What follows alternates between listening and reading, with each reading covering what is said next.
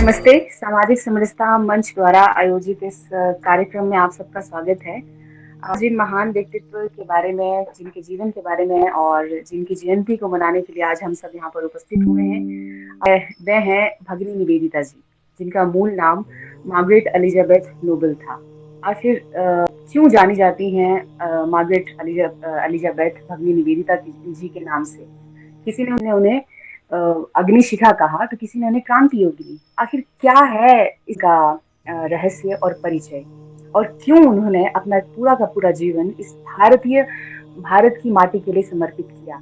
जी हाँ, आज उन्हीं के जीवन परिचय पर ये हमारे साथ हमारी आज की मुख्य वक्ता दीक्षा जी शर्मा उपस्थित हैं। दीक्षा जी, आप मूलतः शिमला की रहने वाली हैं और वर्तमान समय में आप हिमाचल प्रदेश यूनिवर्सिटी में पीएचडी की शोधार्थी हैं। तो मेरा आपसे निवेदन रहेगा कि आप आज के इस विषय पर अपने विचार हम सबके बीच में रखें। दीक्षा जी। हरिओम। माँ भारती एवं देवी अष्टभुजा के चरणों में कोटिश वंदन। माननीय प्रांत टोली हिमाचल समरसता मंच, इस कार्यक्रम के माननीय संयोजिका बहने एवं सभी उपस्थित बंधु भगिनियों को नमस्ते। मैं धन्यवादी हूं आप सभी की कि आज मुझे एक ऐसी विभूति के बारे में विषय रखने का अवसर आपने दिया जिन्होंने विश्व को भारतीय संस्कृति से अवगत करवाया। और विषय, जैसा कि आप सभी ने देखा ही होगा, क्रांति योगिनी भगिनी निवेदिता। यदि हम अपने इतिहास को देखें तो हम सभी जानते हैं कि हमारे इतिहास में ऐसी अनेकों महिलाएं हैं जिन्होंने या तो स्वयं या तो ऐसी संतानों को जन्म दिया जो देश के लिए न्यौछावर हुए। ऐसी अनेकों माएं, माँ जीजाबाई जिसने वीर शिवाजी को गढ़ा, भगत सिंह की माता जी पन्ना धाई, एक ऐसी माँ जिसने स्वयं अपने बच्चे का बलिदान अपनी आंखों के सामने दिया। यह स्वयं बलिदानी जो महिलाएं रही उनमें रानी लक्ष्मीबाई, अहिल्याबाई होलकर, अनेकों महिलाएं भारत में हुई। लेकिन यदि किसी विदेशी महिला ने भारत के लिए समर्पण किया तो उनमें सर्वोपरि जो नाम आता है वो है भगिनी निवेदिता। बहुत से प्रश्न हमारे मन में आते हैं कि स्वामी विवेकानंद जी की प्रिय लाडली बेटी या शिष्या कौन, और अरविंद जी हमारे हुए हैं, अरविंद घोष जी, उनके क्रांतिकारी सहयोगी कौन? ये भी प्रश्न हमारे मन में आता है। श्री रास बिहारी जी जैसे क्रांतिकारी जिन्होंने कहा था कि सूखी हड्डियां ये जो भारत की हो गई है उसमें यदि चेतना दिख रही है तो वो किसके कारण? तो इन सभी प्रश्नों का एक ही उत्तर है और वो है भगिनी निवेदिता। हम गर्व से कह सकते हैं कि हमारे राष्ट्र की संस्कृति, हमारे राष्ट्र की सभ्यता, यहाँ के रीति रिवाज, यहाँ के आचार विचारों का प्रभाव, या हम कहें कि जादू ऐसा है कि ऐसी महान महान विभूतियों को हमारे राष्ट्र ने अपनी ओर आकर्षित किया, अपनी ओर खींचा, जो अपना सर्वस्व त्याग कर, अपनी जन्मभूमि को त्याग कर हमारे इस राष्ट्र को कर्म भूमि बनाने के लिए यहां पर आए। आयरलैंड में 28 अक्टूबर यानी आज के दिन 1867 में जन्मी, जिसको नाम दिया गया मार्गरेट एलिजाबेथ नोबेल। भगिनी निवेदिता नाम तो भारत ने दिया, लेकिन ये जो निवेदिता थी ये बचपन से ही समर्पित थी। कहते हैं कि जब भगिनी निवेदिता यानी जो मार्गरेट नोबेल थी, उनके माता पिता जिनका नाम था सैमुअल और माता जो थी मैरी, विवाह के अनेकों वर्षों तक उनको कोई संतान नहीं हुई, तो उन्होंने प्रार्थना की थी कि यदि हमें संतान होती है तो उस संतान को हम ईश्वर के कार्य हेतु, धर्म के कार्य हेतु समर्पित कर दे। और वो संतान हुई मार्गरेट एलिजाबेथ नोबेल। तो संस्कार तो एलिजाबेथ मार्गरेट नोबेल को सेवा भाव या फिर स्वतंत्रता संग्राम का ये जो संस्कार थे, ये तो बचपन से ही थे, मानो विरासत में मिले हो। क्योंकि 2 पीढ़ियां, उनके पिता और उनके दादाजी चर्च की सेवा यानी पादरी थे, और उनके दादाजी, नानाजी ये आयरलैंड की स्वाधीनता संग्राम में भी इनका बहुत बड़ा योगदान रहा था। पिता सेवा परमो धर्म, इस पंक्ति पर विश्वास रखते थे। बचपन से ही उन्होंने मार्गरेट को भी यही सेवा भाव, सेवा का कार्य करना सिखा दिया था। स्वयं उनका अधिकांश समय दीन दुखियों के बीच बीतता था और मार्गरेट को भी यही संस्कार दिए। एक समय की घटना है, एक बार मार्गरेट एलिजाबेथ नोबेल अपने पिता सैमुअल के साथ बस्तियों में सेवा के लिए जा रही थी। एलिजाबेथ बहुत छोटी थी, तो चलते चलते वो थक गई। तो उन्होंने अपने पिता को कहा कि अच्छा होता यदि मुझे घुड़सवारी आती, क्योंकि उनके साथ जो कुछ सामान था बस्तियों में देने का और दवाएं थी, वो घोड़े पर लदा हुआ था। तो पिता ने तुरंत कहा कि नहीं बेटा, ये विश्व बहुत बड़ा है और हमारे पास समय बहुत कम है, और यदि आप सेवा करते हो तो हमको थकना नहीं है। ये घोड़ा भी तो बहुत सारे सामान से और दवाइयों से लदा हुआ है। तो जल्द ही ये गुण, जो पिता के गुण थे, वो मार्गरेट एलिजाबेथ नोबेल में भी आ गए। जब मार्गरेट के पिता बीमार रहने लगे तो उन्होंने मार्गरेट को सिखाना शुरू कर दिया था कि विश्व बड़ा है और सेवा करना ही धर्म है और हमारा जीवन बहुत छोटा है। पढ़ाई के साथ साथ जो मार्गरेट थी, उनका जो रुचि थी संगीत में, कला में, विज्ञान में, हर चीज में उनकी रुचि थी। लेकिन कुछ ही समय में पिता का देहांत हो गया और बहुत सी जिम्मेदारियां, माँ की, परिवार की, घर की सारी जिम्मेदारियां मार्गरेट एलिजाबेथ के कंधों पर आ गई। फिर उन्होंने अपना अध्ययन मात्र 17 वर्ष की आयु में पूरा किया और उसके बाद एक शिक्षिका बनी। लेकिन शिक्षिका होने के कारण वो केवल शिक्षा ही बच्चों को नहीं देती थी, शिक्षा के साथ साथ सेवा का जो उनको अपने पिता से गुण मिला था, उन्होंने अपने विद्यार्थियों में भी डालना शुरू कर दिया। मृत्यु से पहले जो मार्गरेट के पिता थे, उन्होंने अपनी पत्नी यानी मार्गरेट की माँ से भी कहा था कि यदि एलिजाबेथ कभी किसी भी धर्म के कार्य के लिए दूर जाना चाहे तो उसे कभी रोकना मत। मार्गरेट के मन में बहुत से विचार उसी समय आने लगे, बहुत से विचार। उनके मन में हमेशा बहुत से प्रश्न रहते थे, द्वंद्व रहता था। उन सवालों का जवाब उन्होंने ईसाई धर्म में भी ढूंढना चाहा, लेकिन उन्हें नहीं मिला, तो वो बौद्ध धर्म की तरफ चलने। वहां पे भी उनको जो जवाब मिले, उनसे उन विचारों से संतुष्ट एलिजाबेथ नहीं होती थी।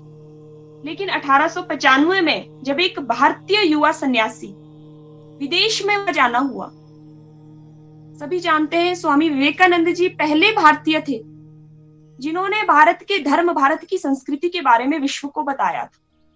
और यही वह समय था जब मार्गरेट एलिजाबेथ का स्वामी विवेकानंद जी से पहली बार स्वामी विवेकानंद जी को सुनने का सौभाग्य उन्हें मिला था।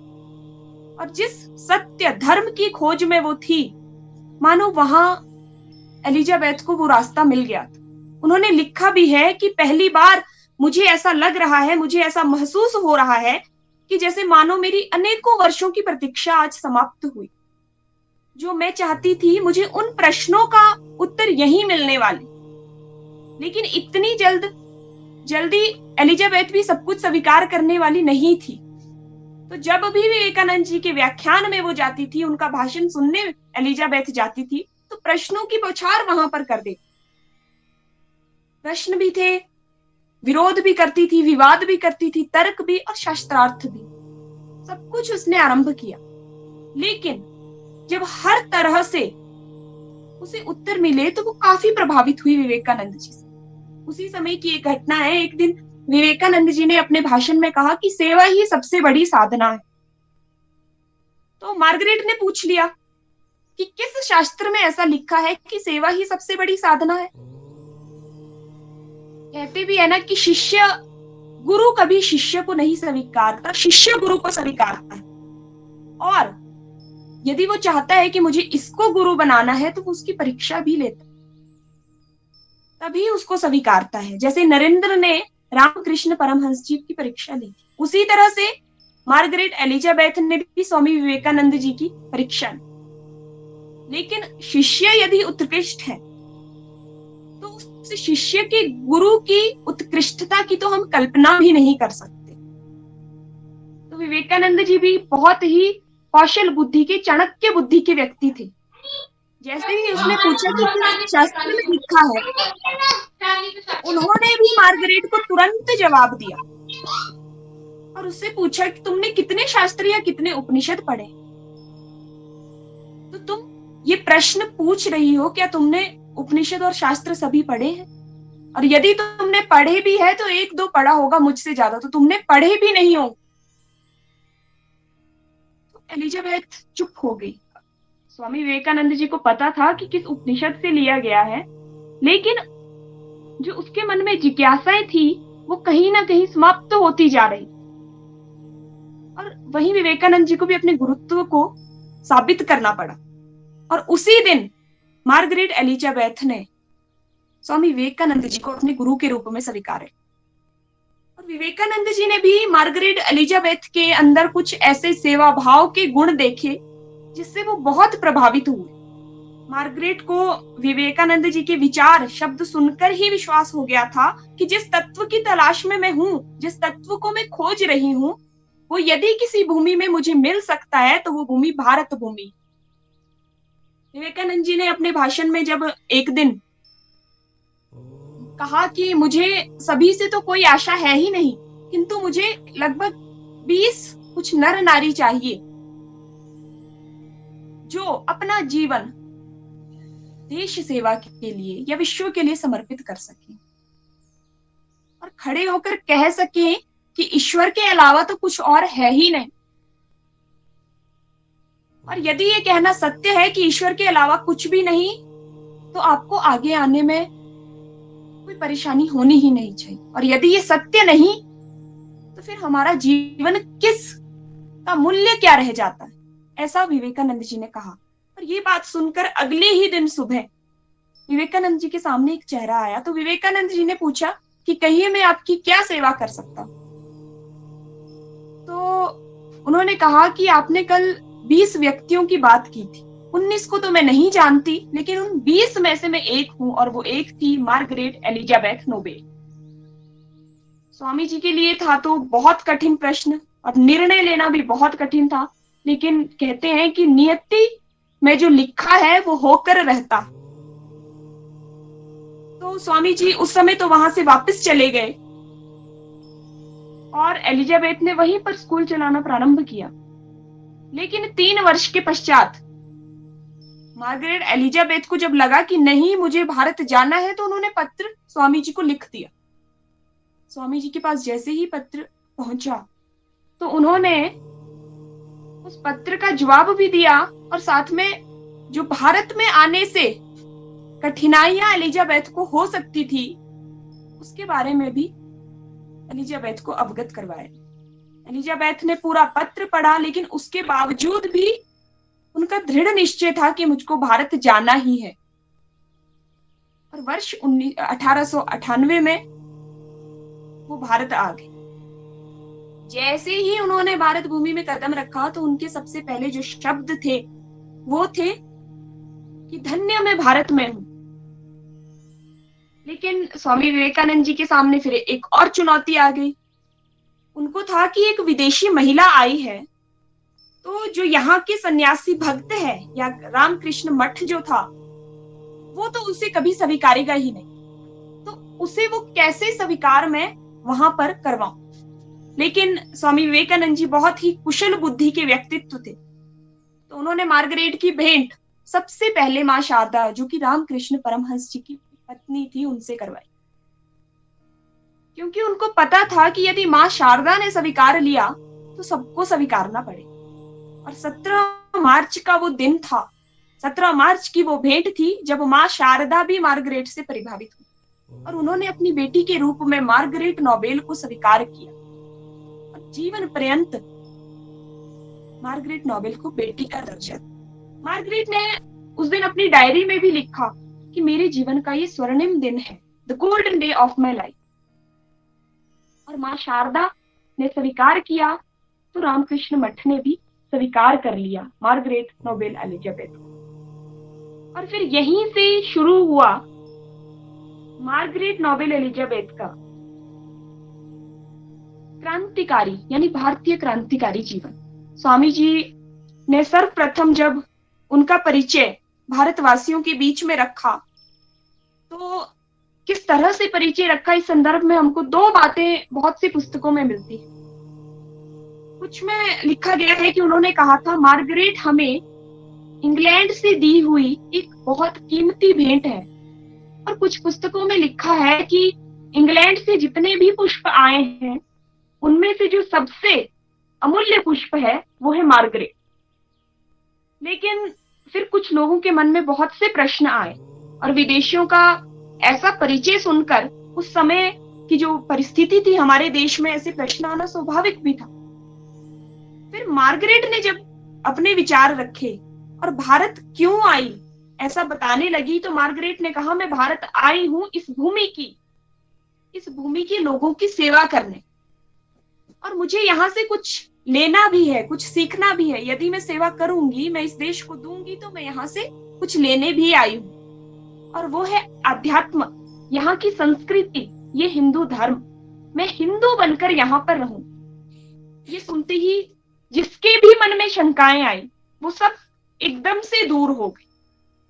और फिर समय के साथ कुछ ही दिनों में मार्गरेट का उपनयन किया गया और उसी के साथ मार्गरेट का नाम रखा गया निवेदिता, वो नाम जो उनके गुरु स्वामी विवेकानंद जी द्वारा उनको दिया। निवेदित यानी समर्पित, इतना यथार्थ नाम उनको स्वामी जी ने दिया और उस नाम को निवेदिता ने सिद्ध करके भी दिखाया। उन्होंने कहा कि स्वामी जी ने बेटी मानकर आपकी देश भगिनी मुझे बनाया है, आपकी देश भगिनी के रूप में मुझे स्वीकार किया है, तो अब मैं आपकी भगिनी हूं, और इसलिए उनका नाम पड़ा भगिनी निवेदिता। और फिर इस नए नाम के साथ ही उन्होंने भारत को और भारत ने उनको इस तरह से अपनाया कि वो फिर भारत की ही होकर रहे। जन्म से भले ही आयरिश थी, लेकिन सही मायने में उन्होंने भारत को ही समझा और इस पुण्य भूमि को, इस मातृभूमि को अपनी कर्म भूमि बनाया। स्वामी जी के साथ पैदल चलकर पूरे देश का भ्रमण किया, भारत भ्रमण किया, संपूर्ण जीवन इस राष्ट्र को समर्पित कर दिया। मार्गरेट से भगिनी निवेदिता तो बन गई, लेकिन क्यों उन्हें क्रांति योगिनी या लोक माता ऐसे शब्दों से भी संबोधित किया गया, या कैसी क्रांति वो भारत में लेकर आए, या उनका क्या सहयोग रहा। क्रांति योगिनी यदि हम स्पष्ट शब्दों में कहें तो मानसिक, सामाजिक, आध्यात्मिक, बौद्धिक सारे परिवर्तन जो वो इस राष्ट्र में लेकर आई, शिक्षा हो, चाहे वो कला का क्षेत्र हो, चाहे वो सेवा, ज्ञान, विज्ञान, आध्यात्मिक, इन सभी क्षेत्रों में अतुलनीय योगदान देने के कारण भगिनी निवेदिता क्रांति योगिनी भगिनी निवेदिता कहलाई। सबसे पहला जो कार्य यहाँ उन्होंने आरंभ किया वो था एक विद्यालय का आरंभ। एक विद्यालय यहाँ पर उन्होंने रामकृष्ण परमहंस जी की पत्नी माँ शारदा के आशीर्वाद से जब उन्होंने बालिका विद्यालय का आरंभ किया तो बालिका विद्यालय आती ही नहीं थी उस समय। घर घर जाकर उनको प्रेरित करना, उनके अभिभावकों को प्रेरित करना, ये कार्य उन्होंने शुरू किया। कभी कभी तो जब वो इस कार्य के लिए निकलती थी तो सभी अपने घरों के दरवाजे ही बंद कर देते। उनको लगता था कि फिर से ये वो शिक्षा की हमको प्रेरणा देने आ जाएगी। लेकिन भगिनी निवेदिता मानने वाली नहीं थी। निरंतर संघर्ष करती रही और महिलाओं को शिक्षा देना प्रारंभ किया। हम सभी को ज्ञात है उस समय बाह्य शक्तियों का शासन हमारे देश में था। वंदे मातरम जैसे उद्घोष को उस समय द्रोह का नाम दिया जाता था कि ये तो राजद्रोह है। वंदे मातरम पर कहने पर भी पाबंदी थी, उसके उद्घोष पर भी पाबंदी थी। लेकिन ये जो क्रांति योगिनी निवेदिता थी, इन्होंने वहां भी अपने साहस का परिचय दिया और अपने विद्यालय में वंदे मातरम का गायन निरंतर चलाए लगा, कभी रोका ही नहीं। विद्यालय चलाने हेतु जब पैसों की कमी आ जाती थी तो उन्होंने समाचार पत्रों में कई लेख लिखे। विद्यालय में न केवल कुछ ही विषयों पर चर्चा दी या फिर कुछ ही विषयों की शिक्षा दी, किंतु पढ़ाई के साथ साथ चित्रकला, सिलाई कढ़ाई, बुनाई या फिर मिट्टी से बर्तन बनाना, ये सब वो वहां की बेटियों को, महिलाओं को सिखाते। उनके मन का, उनके बुद्धि का हर तरह से विकास, सर्वांगीण विकास उन्होंने अपने विद्यालय में शुरू किया। छोटी छोटी बातों से वो भारत के प्रति उन बच्चियों के मन में, उन महिलाओं के मन में भाव भरती थी। एक बार उन्होंने अपने विद्यालय की जो छात्राएं थी उनसे पूछा कि आपके ये जो देश है हमारा, उसकी रानी कौन है? तो उस समय की जैसी स्थिति थी, जैसा हम सुनते थे, जैसा सिखाया जाता था, वैसा ही उत्तर हमें सुनने को मिला। छात्राएं थी, उन्होंने तुरंत कहा कि हमारे देश की रानी महारानी विक्टोरिया। भगिनी निवेदिता को मन ही मन में थोड़ा क्रोध आया, उन छात्राओं पर नहीं, उस समय की परिस्थिति पर। और भगिनी निवेदिता ने तुरंत कहा, नहीं नहीं, हमारे देश की, हमारे इस भारत देश की रानी माँ सीता है। माँ सीता हमारे देश की रानी है और वही हमारा आदर्श होनी चाहिए। इस तरह के भाव वो अपने विद्यालय में आने वाली छात्राओं, महिलाओं में भरे। उसी समय जब विद्यालय भी चल रहा था तो प्लेग नामक जो बीमारी आई थी, महामारी आई थी, उसने भी कलकत्ता में दस्तक दे दी। तो विद्यालय के साथ साथ, शिक्षा के साथ साथ उस सेवा कार्य में भी भगिनी निवेदिता एकदम से कूद पड़ी। कुछ समय तक तो अकेले ही उनको वो कार्य करना पड़ा। हर जगह पर उनको ये तो समझ में आ गया था कि अज्ञानता यानी प्लेग के बारे में जानकारी का ना होना और अस्वच्छता, ये दो ही मूल कारण है इस बीमारी। यदि ये समाप्त हो गए तो जल्द ही इस देश से ये बीमारी चली जाए। तो उन्होंने स्वयं ही हर जगह की सफाई करना आरंभ कर दिया, घर घर जाकर गली गली की सफाई करने लगे। लोग देखते थे, लेकिन सिर्फ देखते थे, कोई भी कार्य में हाथ नहीं बटाते। उस समय के युवाओं की भी यही दशा थी, वो भी देख रहे हैं भगिनी निवेदिता मोहल्ले की, गलियों की सफाई कर रही है, वो देख रहे हैं, लेकिन सफाई करने से स्वयं हिचकते थे। और फिर भगिनी निवेदिता को लगा कि युवाओं को ये संदेश देना, सेवा भाव का संदेश देना भी अत्यंत आवश्यक है। तो उन्होंने एक दिन बहुत से युवाओं को एक स्थान पर एकत्रित किया और एक भाषण दिया और विषय रखा, प्लेग और युवाओं का कर्तव्य। और उसी दिन से, उनके उस भाषण से इतने प्रभावित युवा हुए कि उसी समय से भगिनी निवेदिता के साथ उस कार्य में जुट गए और हर घर घर जाकर लिपाई पुताई करने का कार्य वो करने लगे। पहले तो भगिनी निवेदिता अकेले ही सफाई करती थी, आज सफाई की और अगले दिन उनको और ज्यादा गंदगी देखने को मिलती थी, लेकिन फिर युवाओं ने भी साथ दिया। भगिनी निवेदिता उस समय अल्पाहार और स्वयं दूध पीकर बस इतना ही करती थी। जब उनको लगा कि मुझे और अधिक सेवा करनी है तो उन्होंने वो दूध पीना भी बंद कर दिया और जितने पैसे उसमें से बचे वो दवाइयां खरीदकर बस्तियों में देने लगी। यानी इस तरह की क्रांति से वो परिवर्तन ला रही, घर घर जाकर लोगों को क्या करना है, क्या नहीं करना है, इस तरह के पत्र बनाकर घर घर में बांट रही। साहस से, निडरता से भारतीय मूल्यों को बाह्य शक्तियों और विश्व के सामने वो उस समय रख रही। आज तो फिर भी हम स्वतंत्र देश में रह रहे हैं। खंडित तो हमारा देश है, हम सभी को ज्ञात है, लेकिन स्वतंत्र है। लेकिन जिस समय भगिनी निवेदिता यहाँ थी, उस समय की तो स्थिति ही अलग थी। देश बाह्य शक्तियों के अधीन था। फिर भी उस समय जो भारतवासी थे, उनके मन में जो हमारी संस्कृति, हमारे मूल्य, हमारी सभ्यता, हमारे रीति रिवाज, इन सब की भी जो विचार थे वो धूमिल होते चले जा रहे। उस समय भी निवेदिता कहती थी कि ये एक राष्ट्र है। उस समय स्थितियां इतनी गंभीर थी कि भारत राष्ट्र है ये कहना ही बहुत मुश्किल था, लेकिन भगिनी निवेदिता इसको एक राष्ट्र कहती। और ये सुनते ही जो बाह्य शक्तियां थी वो अपने देशों के उदाहरण लेकर बैठ जाते थे कि एक राष्ट्र का मतलब एक भाषा, एक ईश्वर, एक पूजा पद्धति, एक प्रांत यानी हर प्रांत की जो भौतिक रचना है, भौतिक स्थिति है, वो एक। तो इस भारत राष्ट्र को एक हम कैसे कह सकते हैं? यहाँ तो अनेक भाषाएं हैं, अनेक पूजा पद्धतियां हैं, और हर प्रांत की अपनी भौगोलिक परिस्थिति है। कहीं पहाड़ है तो कहीं समतल है, कहीं पेड़ है तो कहीं रेगिस्तान है। तो इस राष्ट्र को तुम एक राष्ट्र कैसे कहती? लेकिन भगिनी निवेदिता साहस से, गर्व से एक राष्ट्र अनेक विविधताओं का परिचय उनके सामने रखती थी। बाह्य शक्तियों ने कहा कि नया राष्ट्र अब बनेगा, राष्ट्र बनने जा रहा। तो निवेदिता ने तुरंत कहा कि ये राष्ट्र अब कैसे बनेगा? ये तो तब से बना है जब से वेद उत्पन्न हुए, उपनिषद उत्पन्न हुए। तो तुम ये कैसे कह सकते हो कि नया राष्ट्र बनने जा रहा?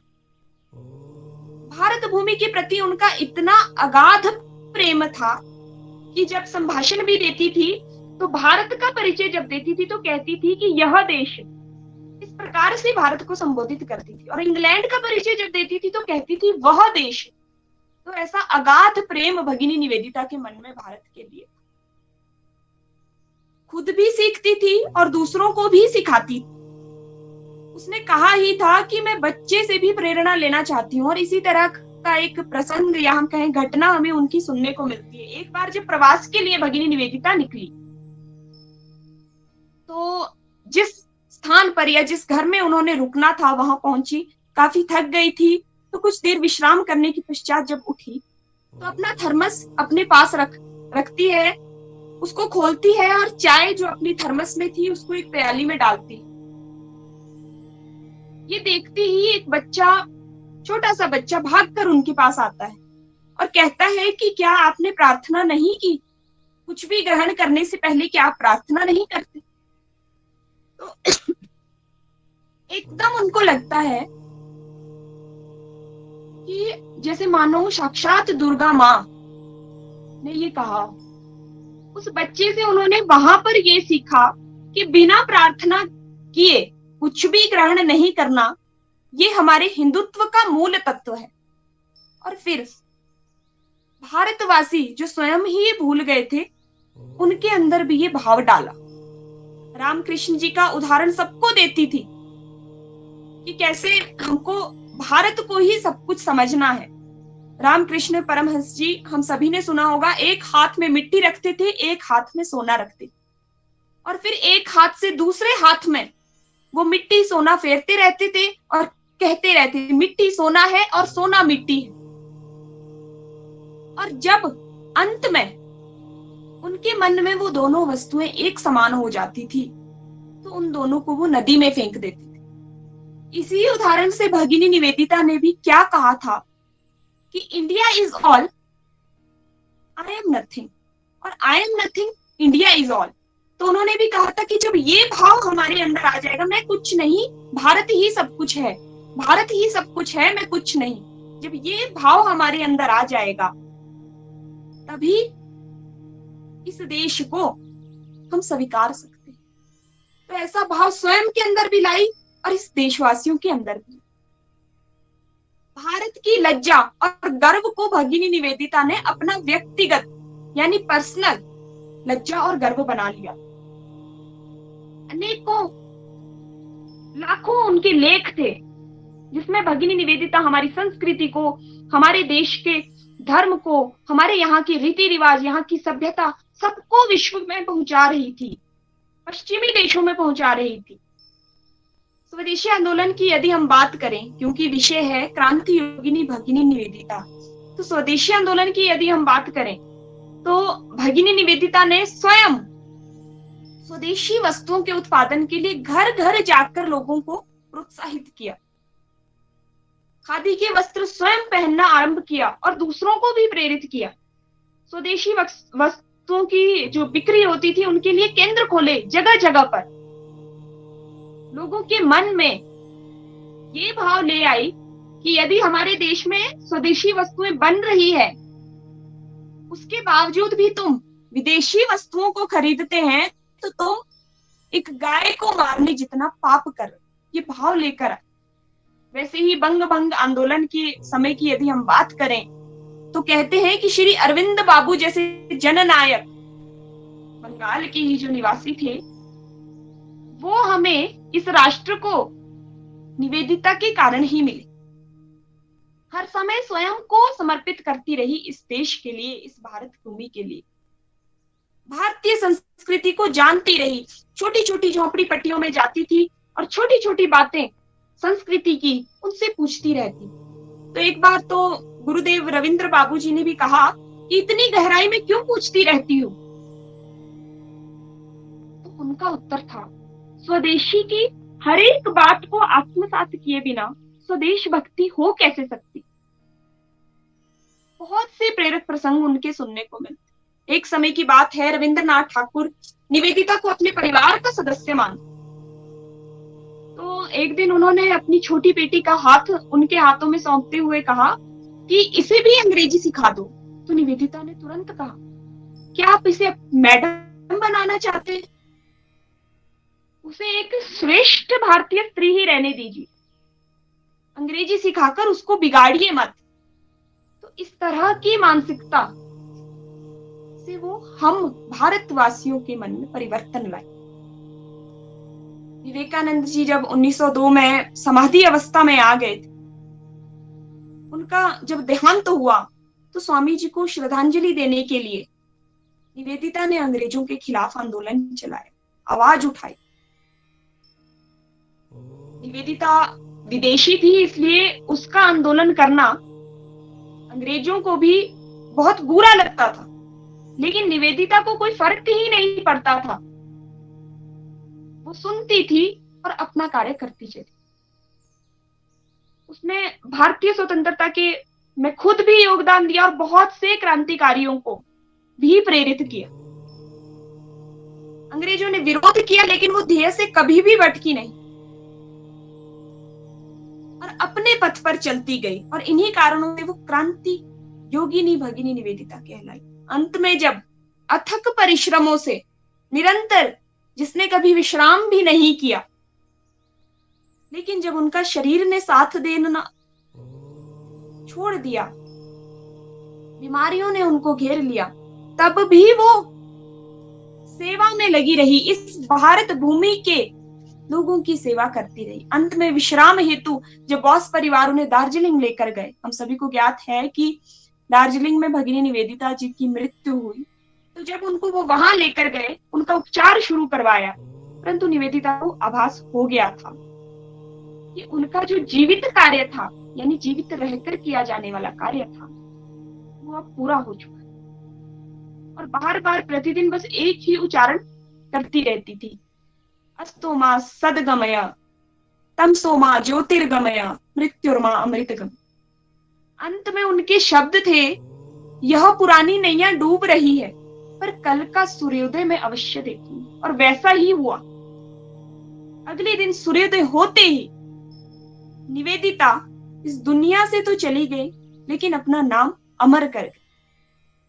भगिनी निवेदिता एक ऐसी विभूति है, एक ऐसा नाम है कि 35-40 मिनट में तो क्या, कई वर्ष भी हम यदि इनके बारे में कहें, तो इनका जो योगदान इस राष्ट्र के लिए है वो पूरा नहीं होगा। लेकिन कुछ ही पंक्तियों के साथ मैं इस विषय को समाप्त करूंगी। भगिनी निवेदिता के ऊपर कि मेरे द्वारा स्वरचित कुछ पंक्तियां हैं। भगिनी निवेदिता कोई परिचय नहीं, इतिहास में गूंजता नाम हो तुम। भगिनी निवेदिता कोई परिचय नहीं, इतिहास में गूंजता नाम हो तुम, जिसकी शुरुआत हुई 1867 में, ऐसा एक फरमान हो तुम। जब जन्म भारत की माँ की बेटी का हुआ था, मानव सेवा सर्वोत्तम गुण है, मानव सेवा सर्वोत्तम गुण है, तभी पिता ने सिखा दिया था। विश्व बड़ा है जीवन छोटा, विश्व बड़ा है जीवन छोटा, पिता ने यह भी सिखाया था, यहीं से सेवा भाव मार्गरेट के जीवन में आया।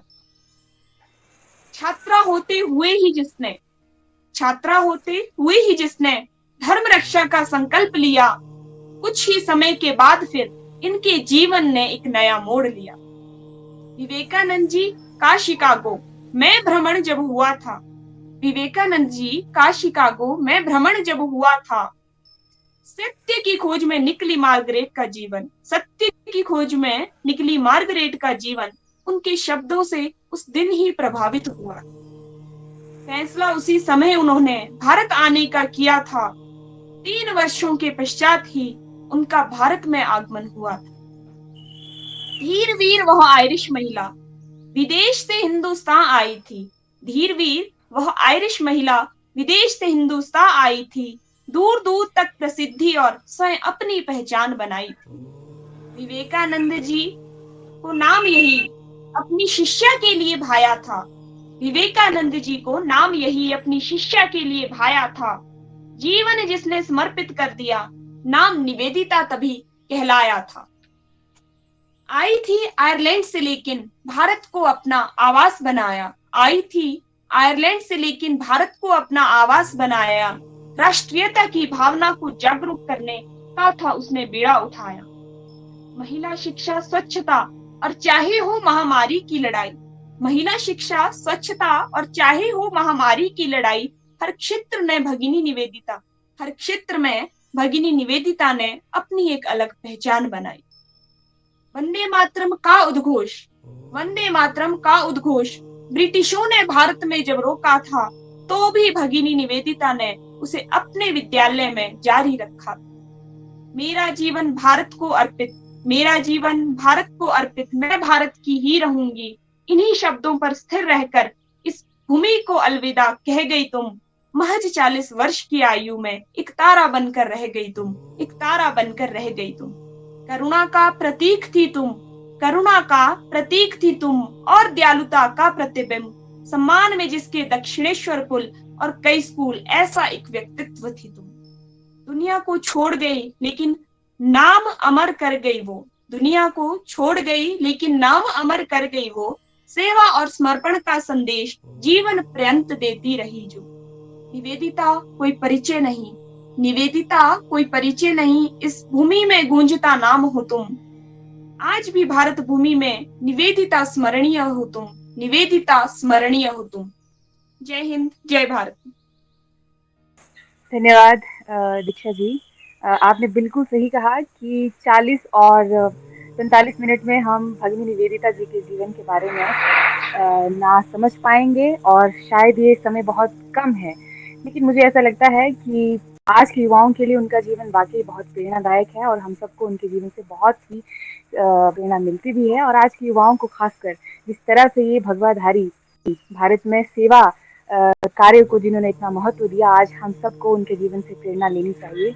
बहुत मैं पालमपुर, जिला पालमपुर की सोशल मीडिया प्रमुख समरसता मंच की नानकी जी को धन्यवाद भाग लिए आमंत्रित करती हूँ।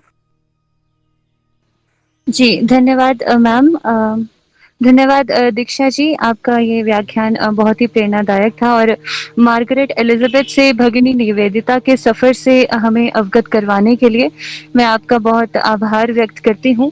और भगिनी निवेदिता जी का जीवन हम सभी के लिए बहुत ही प्रेरणादायक है। भगवा वस्त्र पहनकर देश सेवा के लिए वो भारत की बेटी बनकर निकली थी और इस देश की सभी बेटियों के लिए वो एक प्रेरणा है। और मैं आशा करती हूँ कि आपके द्वारा उनके विचारों को हमारे साथ साझा करना हमारे लिए भी एक प्रेरणा स्रोत होगा और उनके विचार जो हैं हमेशा अमर रहेंगे। इसी के साथ मैं आपका धन्यवाद करती हूँ। धन्यवाद मानकी जी। शांति मंत्र के लिए मैं हमीरपुर जिला की प्रमुख, सोशल मीडिया प्रमुख पल्लवी शर्मा जी को आमंत्रित करती हूँ। पल्लवी जी। ॐ सर्वे भवन्तु सुखिनः, सर्वे सन्तु निरामयाः, सर्वे भद्राणि पश्यन्तु, मा कश्चित् दुःखभाग् भवेत्। ॐ शान्तिः शान्तिः शान्तिः।